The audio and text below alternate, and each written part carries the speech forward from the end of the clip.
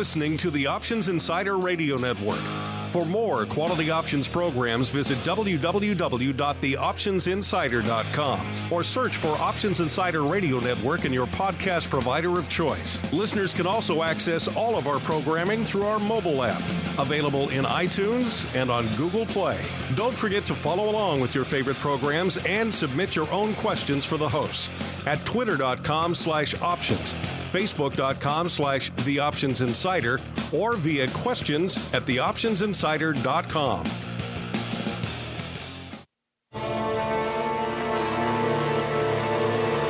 You wanted it. You got it. A radio program that helps teach you options trading inside and out, basic to complex. This is Options Boot Camp.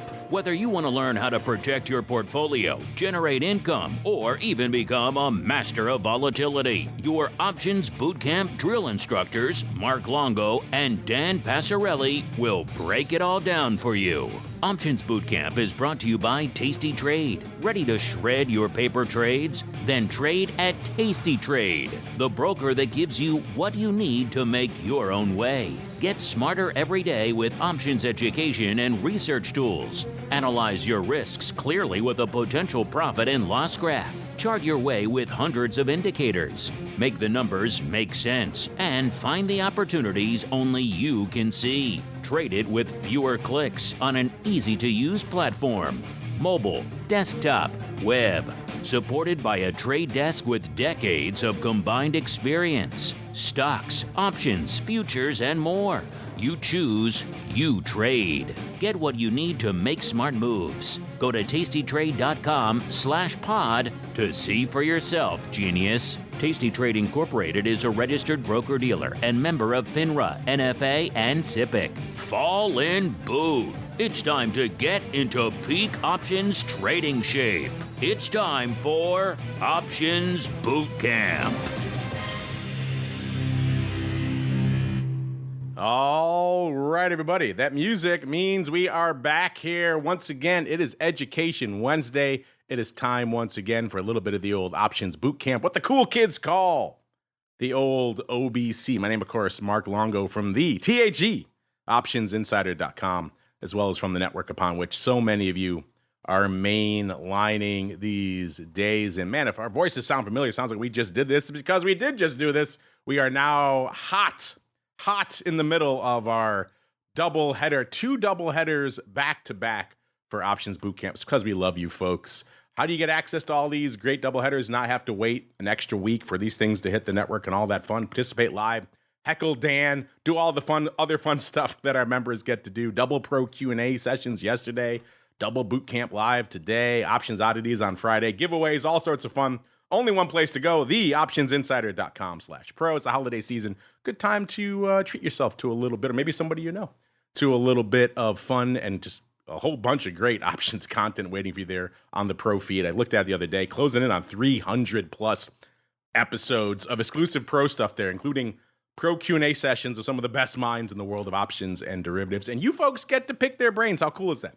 As well as, of course, Options Oddities. Everything else we do, theoptionsinsider.com/pro. Of course, we get it. If the pro, you can't make it, it's just you can't swing it right now, you don't think you're ready for that, then hey, there's other ways you can help out the show by just leaving a rating, a star, or review on whatever platform you like. All of that in aggregate does help new people continue to discover the show. The show's been running for a long time, over a decade, but we all know the new stuff the algorithms tend to favor. So if you like what you hear, throw a review, a like, a star, just like this week's 5-star review comes from Sock Rocker.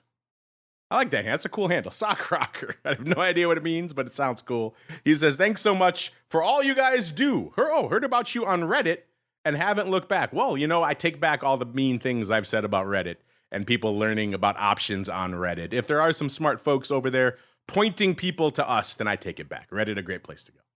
Just kidding. But thank you, Sock Rocker, everyone else who takes the time to leave a rating or review out there for us. It does help new people continue to discover us, even on crazy places like Reddit. All right, and I am joined once again by the black-hatted one himself, Mr. Dan Passarelli from Market Taker Mentoring. Mr. P, welcome back to ye old program, sir. Hey, Mark, great to be back. And you know what? Because I like you so much and because I know you hate this person so much, I think you've said they are your nemesis in life.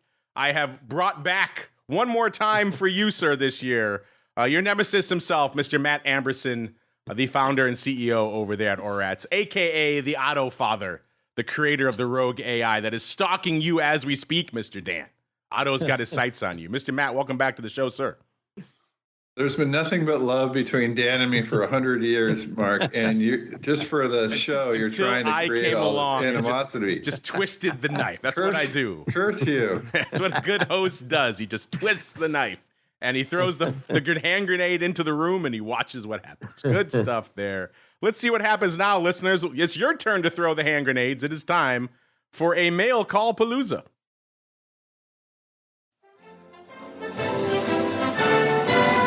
Mail call. Time to look at questions submitted by our listeners.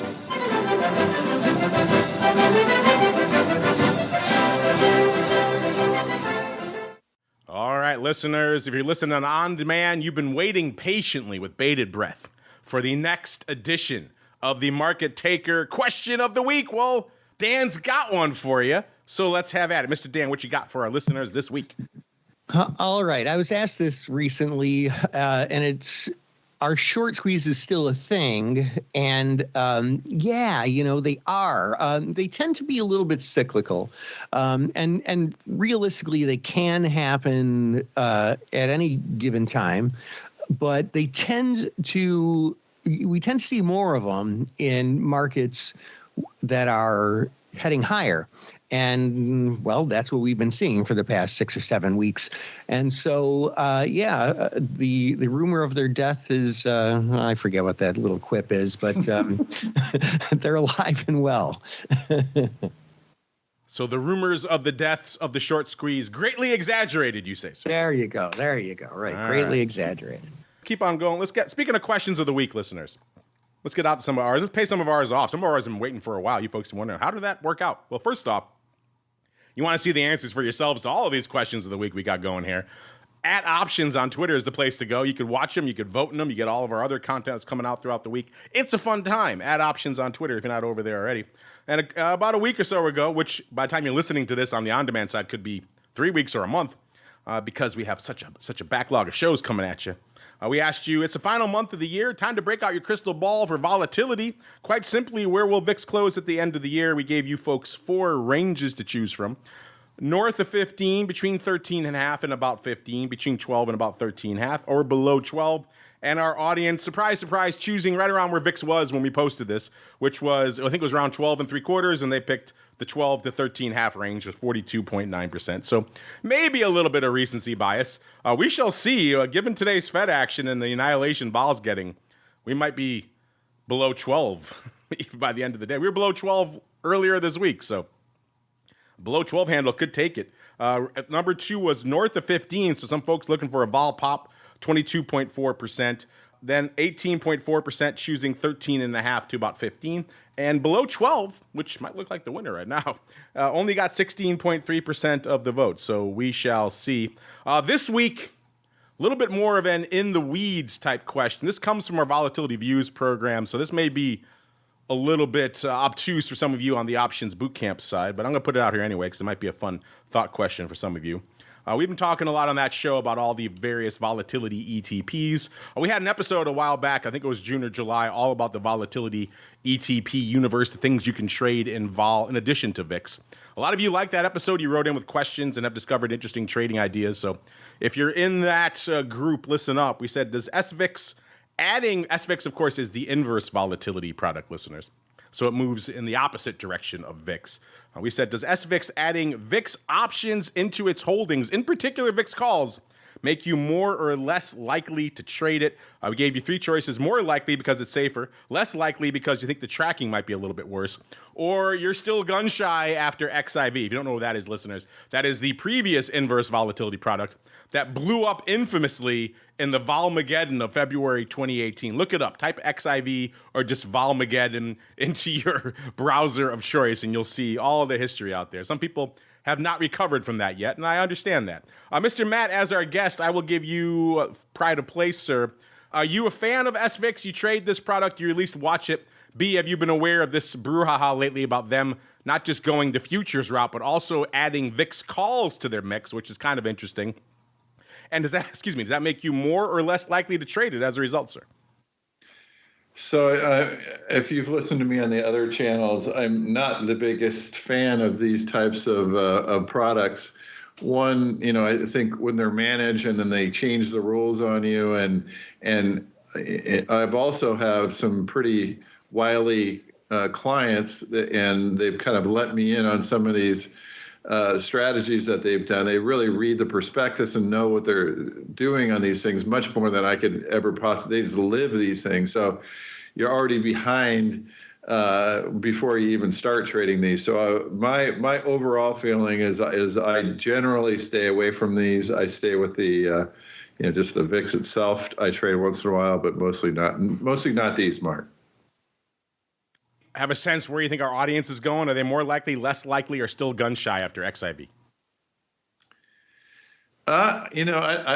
It's hard to say with the audience because they kind of. I'm wondering how long. For a lot of traders don't have that long of a memory. Even back to 2018 and such. So I'd say they're a little more gun shy, but that's my hope. That's your hope. Mr. Dan, same question for you. I know you don't love these Franken products either, but I'm curious for you, does this change make any difference to you? And then more importantly, which way do you think our audience is lining up, sir? Yeah, I mean, I've always been pretty skeptical about a lot of these really, really complicated volatility products. I mean, I give the guidance to our student traders: don't trade them unless you really want to, dive deep into them and really get them, because, like Matt said, I mean, you're just starting at a disadvantage otherwise. I mean, I have in the past, and I've been threatening to again, jump back into VXX and some of these that are just a little bit iterative away from pure VIX, which has its own complexities to begin with as well. So I don't know. I mean, I don't love them. I mean, I never really understood the existence of inverse ETFs or anything anyways. Like, I think they're for people who don't understand what puts are. So, yeah, I don't know, man. No love for either of our listeners. Let's see how our audience is up to. And they're going the opposite. They're saying this makes them more likely to trade it because it's safer, 48.3%. It makes some sense, listeners. If you have a product that you're worried about going to zero because it's the inverse of VIX, so if VIX explodes, as it tends to do sometimes, this product could go to zero. So having some VIX calls in this product's back pocket does maybe take that blowout scenario off the table. So if you're worried about that, I could see that making some sense. 48.3% choosing that. Less likely because of a little bit worse tracking, 31%, and then 20% saying they're still gun shy after XIV. I get that. They all make. There's no right answer here. I'm just kind of more curious your thoughts out there, listeners. Again, if this is curious to you, you're intrigued, check out Volatility Views. If this is too deep in the weeds for you, I get it. You're not quite there yet. These products not exactly for everyone, but it is an interesting thought question. Let's keep rolling. Speaking of volatility thought questions and some deep in the weeds vol stuff, we got this question from EDLLZ. Edels? EdLLZ? I don't know. It's just EDLLZ. They want to know, hello, options boot camp drill instructors. Well, hello, EDLLZ. They said, heard about the new Dispersion Index coming from Cboe and thought, WTF is dispersion trading. Then I thought, who better than Mark and Dan to explain it to me? Thanks in advance. Yes, they did announce this. This was back a few months ago. The Cboe announced the launch, or the pending launch, of their new, what they're calling DSPX, which is going to be their Dispersion Index. It sounds fancy, listeners. It sounds, oh my God, Dispersion Index. What an extremely complicated volatility type of trading. And there is some of that, but at the end of the day, it's a pretty simple concept. Dispersion, listeners, really is just talking about the volatility of a thing like an index. That's what we're looking at here, the S&P 500, versus the volatility of its component parts, so the underlying stocks that make up that index. And chances are the overall volatility of the index is not going to line up one-to-one with the overall volatility of all of its component parts. And that's where dispersion trading comes in. You're trying to trade the component parts, the volatility of those, against the volatility of the mothership. the big index. But Mr. Matt, I don't think you and I have had a chance to really chat about this. So I'm sure you saw this a few months ago when it was announced. The intriguing thing about this to me, too, Cboe throws a lot of stuff against the wall to see what sticks. They have come out and said they plan to make this a tradable product. So we will one day have a tradable dispersion future, I suppose, and then maybe eventually options on the dispersion, which is kind of funky, but also kind of interesting at the same time. Mr. Matt, what are your thoughts here for EDLLZ about the forthcoming dispersion index and your thoughts on dispersion in general, sir? Well, this is why I love this show, Mark, because I hadn't seen this and we calculate this. So I love this. So this is, what we have is so we have SPY, implied volatility, and then we have the weighted average of all the 500 constituents with implied volatility, and then we graph that. So I'm just looking at, so if you go to Cboe.com, you /US /indices /dispersion, or just search for dispersion, you'll come up and they have a graph. And since, what is this, November 13th, it's come down from 25, and now it got down to about 21. I'm wondering, because we have it at, the dispersion to us, it looks similar, but the dispersion to us looks like 50%, and it got as high as 65% in October, and has come down recently. So I'm loving this. So it's going to be cool to be able to compare ORAT's values to this value, and if it's tradable, there might be some edge there that we can start looking at, Mark. Yeah, that should be interesting. Mr. Dan, again, another esoteric vol topic, but also an interesting one. I love our audience. They take us really all over the place. They ask very basic questions, then they ask about things like dispersion. What are your thoughts on the forthcoming dispersion index, and also just dispersion trading in general? Is this a thing you played around with, Dan? As far as the index coming out, I think it's very interesting. I've looked a bit into it. It's one of those things that's on my list to dig deeper on, which I have a very long list, so hopefully it makes its way to the top. But yeah, I mean, dispersion volatility trading has been around for a while. It's one of the things that really revolutionized the market making industry. A lot of people don't fully appreciate this little bit of, option trading history or market making history.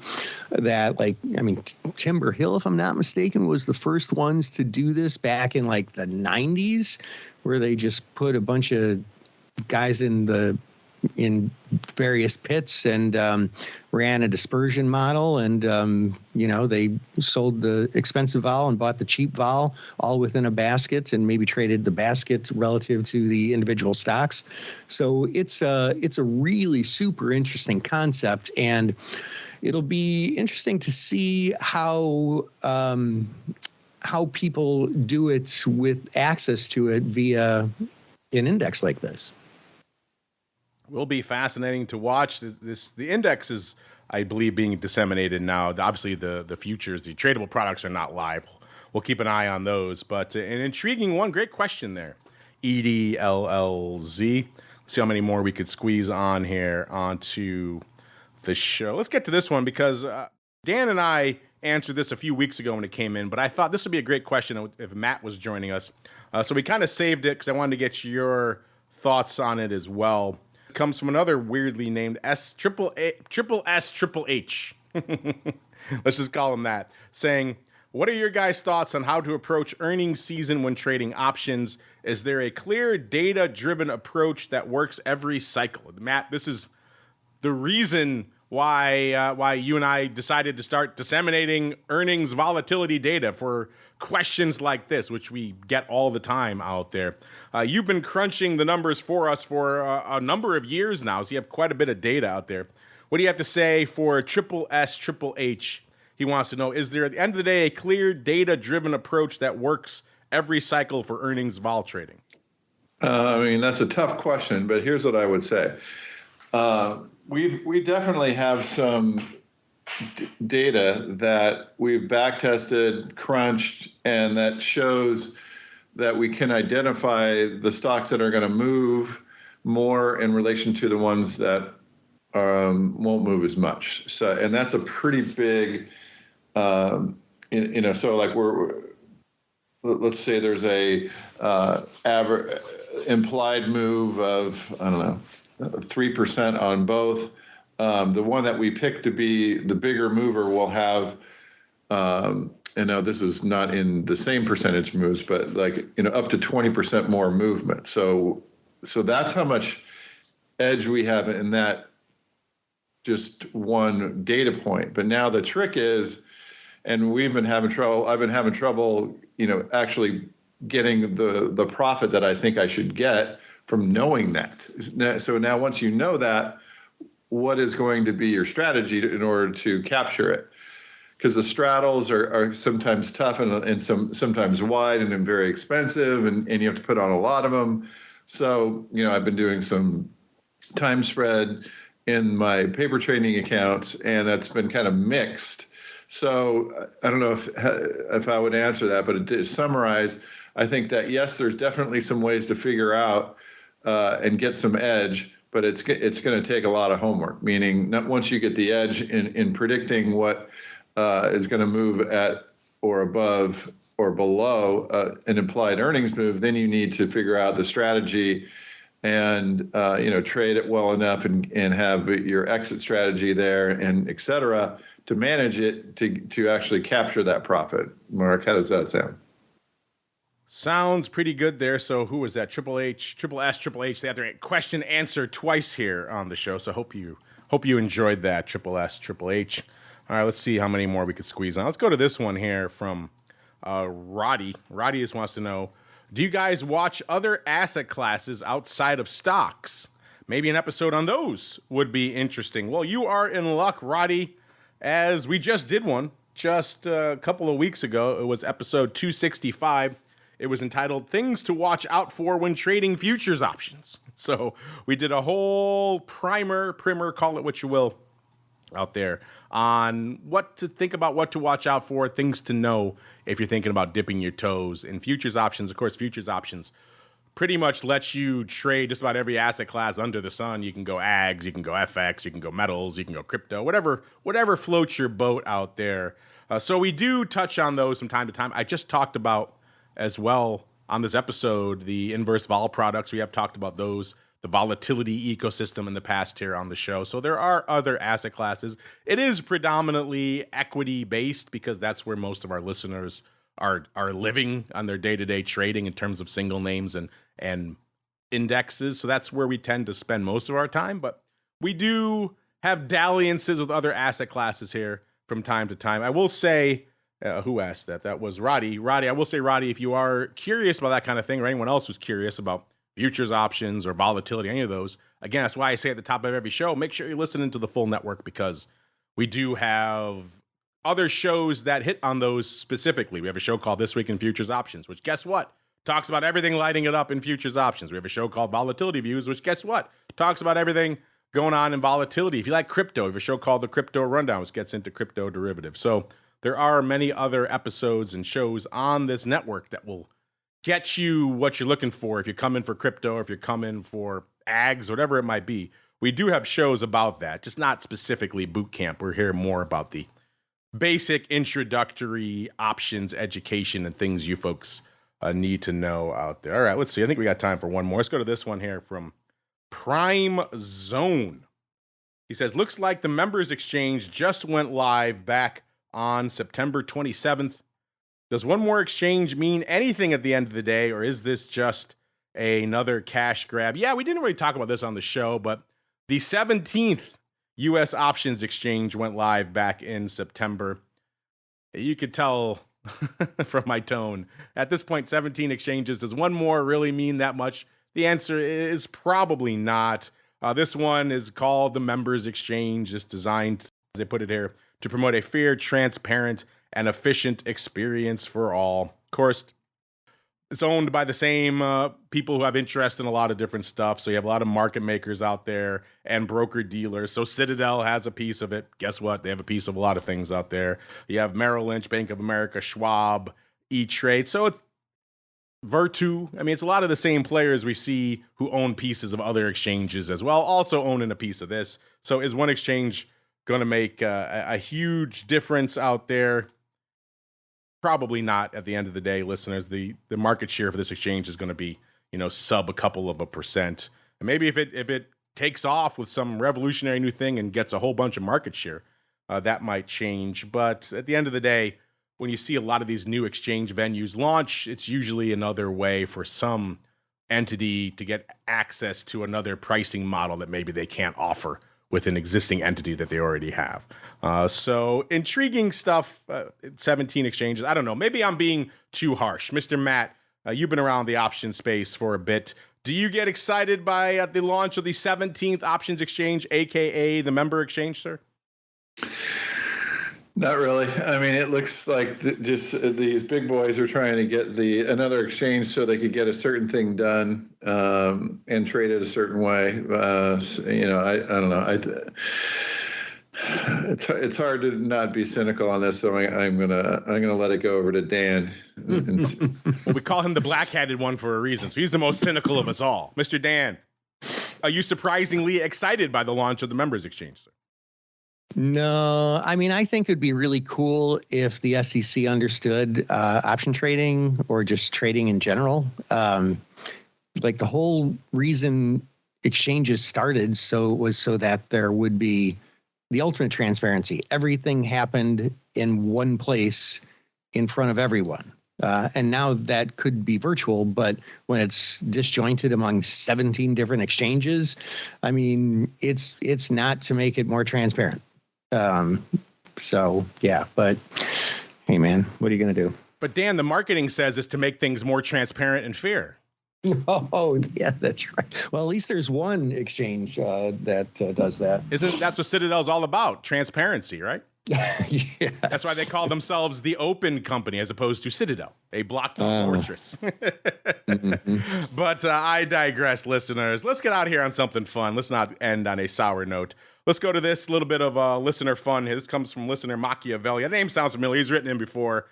He had some questions, I believe, in the past. He wrote back to thank us for answering his questions. He said, I appreciate the shout-out, gents. Keep up the good work. And now it's time to read the Bible. And he included a picture of his laptop with his trading screen in the background of the image. And in the foreground is Natenberg. He has it open to Natenberg, a.k.a. Option Volatility and Pricing, which is, as we've said many times here on the show, the book that a lot of us cut our teeth with when we first got into the options game. You walked on the floor of the Cboe. They said, here, kid, read this. And it was Natenberg, Option Volatility and Pricing. Still the gold standard for a lot of people out there. So glad to see that Machiavelli is enjoying it.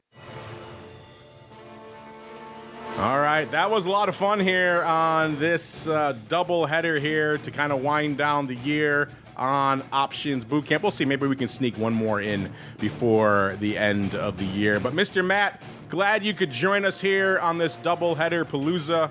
Before we go, sir, anything catching your eye you want to leave with our listeners? And if they want to check out all your back tests and all the other cool stuff, where should they go? What should they do? Yeah, come over to ORATS. This was a lot of fun, Mark and Dan. Love to be on with you guys. And again, always learn something about that Dispersion Index. And again, I think the listeners are getting smarter and smarter, so I'm very happy for that. So thanks for having me on. Come on over to orats.com. Shoot me an email, Matt@ORATS, and look forward to hearing from all of you. Yeah, 10 years ago, we certainly were not getting questions about dispersion trading. So you're right. Maybe the rising tide of education has lifted all the boats out there in the option space. Check them out. Orats.com is the place. So give him a follow on Twitter while you're at it, @OptionRats, RATS, all one word. He tweets out some good stuff in between his appearances here on the network. I can't speak for this guy, though, this black-hatted guy. Maybe you should unfollow him. Mr. Dan, where should they go if they want to unfollow you, sir? Go to theoptionsinsider.com. Well, if you want to follow me, markettaker.com, and we will welcome you. And, you can message me there, and we'd love to hear from you. There you go. MarketTaker.com is the place to go to learn more, or perhaps unfollow, whatever floats your boat out there. That is going to do it for us here on the network. 2 doubleheaders back-to-back for me, but don't worry, no rest for the wicked. Back again tomorrow, another doubleheader, this time our usual doubleheader on Thursday, kicking things off over there with the option block. So if you're intrigued a little bit more in the active trading side, you want to talk about what the heck is trading, maybe this explosion up we're seeing in the market now post-Fed, vol collapsing, unusual activity, all that stuff sounds fun for you, the option block is a place for you to go to check out. And of course, after that, we're just talking about other asset classes. If you like a little bit of futures options, and this week in futures options coming up after that tomorrow, where we dive into all of the stuff that we don't usually have time to get to on this show. Fluid milk, lean hogs, gold, yen, you name it. 10 years, all kinds of fun over there. Crude oil, nat gas, lots of fun this week in futures options. Friday, another asset class, volatility views coming at you. That's a fun one. A lot of people angling to get in the co-host seat, the guest seat over there on Vol Views. Had a lot of great guests have joined us so far this year, and more to come, of course, next year. So check it out, Volatility Views. And then after that, exclusively for all of our pro folks out there, we come back for Options Oddities, where we break down the entire week from an unusual activity perspective and talk about some fun trades we may have on that may or may not be working out pretty well over there. Then we're back again next week, all the way to next Education Wednesday, another episode of Options Bootcamp. Stay safe out there, everybody.